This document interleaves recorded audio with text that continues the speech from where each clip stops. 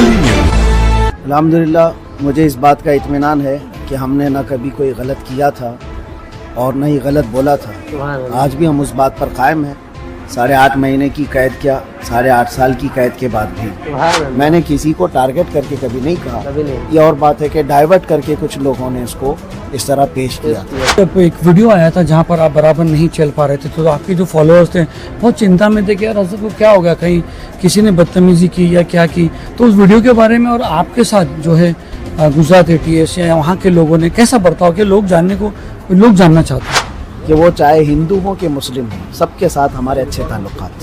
सलीम भाई, आप एक ही महफिल में सारी चीज़ें लेना चाहते हैं, थोड़ा और वक्त दीजिए। इब्तिदाई इश्क लोग बहुत जानने को आपके अभी फॉलोअर इब्तिदाई इश्क वो हमको नहीं छोड़ते कि भाई तुम क्यों नहीं बात करो, तुम क्यों नहीं। अल्हम्दुलिल्लाह, ना हमने कभी गलत बोला था और ना कभी किया था। आज हम उस बात पर कायम है 8.5 महीने के बाद भी। अल्हम्दुलिल्लाह, मैं वही बोलूंगा जो हक बात है। मुअज्जज़ सामिने इकराम, ये जुमला मुफ्ती सलमान अजहरी साहब का है। मुफ्ती सलमान अजहरी साहब अपने इंटरव्यू में ये कहते हैं। मुफ्ती सलमान अजहरी साहब का पहला इंटरव्यू आ गया है। मुफ्ती सलमान अजहरी साहब के जेल से रिहा होने के बाद इंटरव्यू का है। सलमान अजहरी साहब फरमाते हैं, ना मैं कल डरा था और ना ही मैं आज डरा हूँ। आइए हम और आप जान लेते हैं कि मुफ्ती सलमान अजहरी साहब के साथ जेल के अंदर क्या क्या सुलूक किया गया। दुआ कीजिए कि अल्लाह तबारक ताला सारे मुफ्ती कराम को, सारे उलमा कराम को सलामत, सेहत और तंदुरुस्ती के साथ इस दुनिया में कायम रखे। आइए सुनते हैं मुफ्ती साहब अपने इस इंटरव्यू में क्या कुछ कहते हैं। उम्मीद है कि ये वीडियो आप पूरा से देख कर जाएंगे। अगर चैनल पे नए हैं तो चैनल को सब्सक्राइब भी करेंगे और आगे भी शेयर करेंगे। दोस्तों, सलमान अजहरी साहब 8.5 महीना 9 महीना जो है जेल की सलाखों के पीछे रहने के बाद जो है इनकी सुप्रीम कोर्ट से रिहाई होने के बाद आज मदनपुरा इलाके में वो बड़ी मस्जिद में जो है यहाँ पर नमाज़ पढ़ने आए और यहाँ पर जो है उन्होंने लोगों से भी बात की। लोग यहाँ पर बड़ा हुजूम लगा हुआ है। अस्सलाम वालेकुम सलमान साहब। वालेकुम अस्सलाम व रहमतुल्लाहि तआला व बरकातुहू। सलमान साहब, क्या कहना चाहोगे आप? 8.5 महीना आपको जो है बंदिश में रखा गया। अल्हम्दुलिल्लाह मुझे इस बात का इत्मीनान है कि हमने ना कभी कोई गलत किया था और न ही गलत बोला था। आज भी हम उस बात पर कायम हैं। 8.5 महीने की कैद क्या, 8.5 साल की कैद के बाद भी यही बात रहेगी कि जो हक बात है वो हम अलल ऐलान करेंगे। हमने कोई गलत नहीं कहा और ये हमारे मुतालिक सबसे बेहतरीन जो इंसाफ आया है वो सुप्रीम कोर्ट का है। वो आपने भी देखा होगा और सब वायरल है।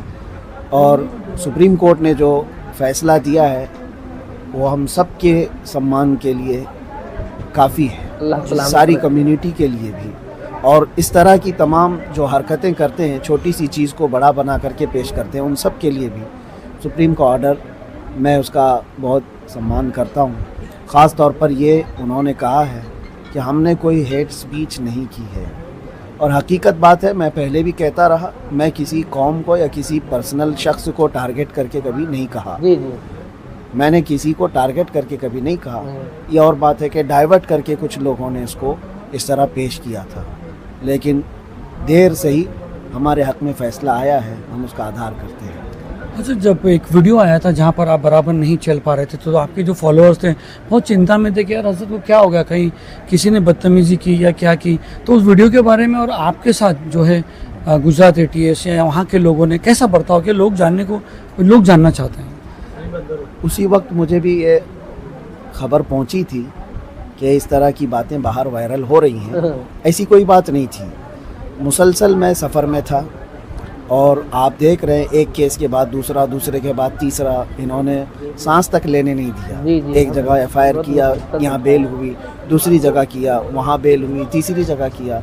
तो मैं मुसलसल सफ़र में था और वो जिस वक्त की वीडियो वायरल थी वो करीब मैं तकरीबन 9 घंटा बैठ करके सफ़र करके रात 3 बजे पहुँचा। सख्त ठंडियों के दिन थे और रात भर सोया नहीं सुबह तक। और फिर इन्वेस्टिगेशन भी हुई। उसके बाद कोर्ट में जब हाजिर किए सुबह 10-11 बजे, मुझे मेरे बैक पेन का मसला है और आज से नहीं 4-5 साल से मुसलसल सफ़र की वजह से मेरे पीठ में, कमर में दर्द है और वो ठंडियों में बढ़ जाता है।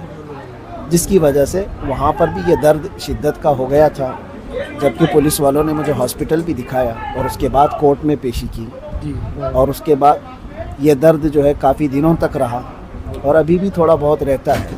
تو وہ میرے اپنے درد کی وجہ سے ہو سکتا ہے اس وقت میرے چلنے میں فرق محسوس کیا جی. ہو، جی ورنہ سب دیکھ رہے بدتمیزی اس طرح کی کہیں نہیں ہوئی ہے. جس طرح سے آپ کو یہ بامبے سے گھاٹکوپر سے لے کے گئے تھے اور یہاں سے لے کے گئے وہاں تک، اس کے بعد تک 8 مہینے تک پولیس کسٹڈی، انویسٹیگیشن، ATS، کیا برتاؤ رہا ان کا آپ کا، تو مطلب کیسا رہا؟ ابھی سلیم بھائی آپ ایک ہی محفل میں ساری چیزیں لینا چاہتے ہیں، تھوڑا اور وقت دیجئے. ابتدائی نہیں، عشق لوگ ہے. بہت جاننے کو آپ کے ابھی فالوور ابتدائی عشق وہ ہے. ہم کو نہیں چھوڑتے کہ بھائی تم کیوں نہیں بات کر رہے، تم کیوں نہیں جاتے، یہ سب. انشاءاللہ العزیز اس کے سلسلے میں میں تفصیلاً آؤں گا، آپ کو بھی بلائیں گے، بتائیں گے اور ساری داستان بھی سنائیں گے. میں نے ایک کلام بھی لکھا ہے، وہ بھی آپ کو سنا دیں گے انتظار رہے گا. انشاءاللہ. اللہ انتظار رہے گی. جیل میں آپ کے ساتھ قیدیوں کا کیا ویوہار رہا؟ بہت اچھا، جیسے قیدیوں کا قیدیوں کے ساتھ ہوتا ہے ویسے ہی تھا، جی لیکن ساتھ ہی الحمدللہ ایک عزت کا معاملہ بھی رہا. عزت. ہاں، یہ اور بات ہے کہ آپ میں سے اگر کسی کا کوئی ٹچ ہے یا کوئی تعلق ہے تو وہاں جا کر کے معلوم بھی کر سکتے ہیں کہ وہ چاہے ہندو ہوں کہ مسلم ہوں، سب کے ساتھ ہمارے اچھے تعلقات تھے سبحان اللہ. اور سب عزت کرتے تھے اور سب ساتھ میں رہے. کبھی 8 مہینوں میں کوئی ایسا خلفشار نہیں ہوا اور کوئی وہاں ایسے انتشار کی بات نہیں آئی. اگر ہم اسی طرح بھڑکاؤ معاملات کیے ہوتے باہر بھی جی تو جیل میں بھی یہ ساری چیزیں ہوتی جی، ہیں، صحیح. کیونکہ جیل میں تو ساری کمیونٹیز ہوتی ہیں اور خاص طور پر وہاں پر کسی کی اس طرح کی پکڑ بھی نہیں ہوتی، سارے کرائم کیے ہوئے بادشاہ ہوتے ہیں جی اور لڑنے مرنے کو تو ایک پاؤں پہ کھڑے رہتے تیار ہیں. ہوتے ہیں. لیکن الحمدللہ کبھی ایسی نوبت نہیں آئی، اس لیے کہ ہم وہاں پر بھی محبت کا پیغام پھیلاتے رہے. جی، آپ کے فالوور کو کوئی سندیش دینا چاہتے ہو؟ بس ہم یہی کہنا چاہتے ہیں کہ حالات سے گھبرا کر اور حالات سے ڈر کر کے ہم حق بات کہنا نہیں چھوڑیں. نہیں چھوڑیں گے انشاءاللہ. ایک چور نے مجھے نصیحت کیا سبحان اللہ. جو تقریباً 16 یا 17 مرتبہ چوری کے کیس میں اندر آیا، اور اس کا معمول ہے. میں یہ نہیں کہتا کہ چوری اچھی چیز ہے، لیکن ان کا پیشہ ہے، آتے ہیں جاتے ہیں، آتے ہیں جاتے ہیں. تو اس نے مجھ سے یہ کہا تھا کہ ہم اتنی مرتبہ جیل آئے گئے لیکن چوری چھوٹتی نہیں ہے، سبحان اور آپ ایک بار جیل آ کر کے حق بات بولنا مت چھوڑنا. کیا بات. سبحان اللہ. تو یہ بات ہمیں دل پہ لگی نصیحت اور کریے. اچھی بات ہے کہ ہم کوئی ایسا گناہ کر کے یا کرائم کر کے تو نہیں آئے تھے. یا اور بات ہے کہ اس کو ڈائیورٹ کر دیا گیا ہے. انشاءاللہ العزیز وقت آئے گا، انشاءاللہ. وہ بھی سمجھ جائیں گے، ہم بھی سمجھ جائیں گے. اللہ آج حالات الیکشنز کے بہت الگ ہو رہے ہیں، تو کیا لگتا ہے آپ کو، مطلب کچھ کہنا چاہو گے اس کے اوپر کہ کورٹ کے آرڈر ہے؟ جب ہم آئیں گے تو انشاءاللہ اس پر بھی بات کریں گے.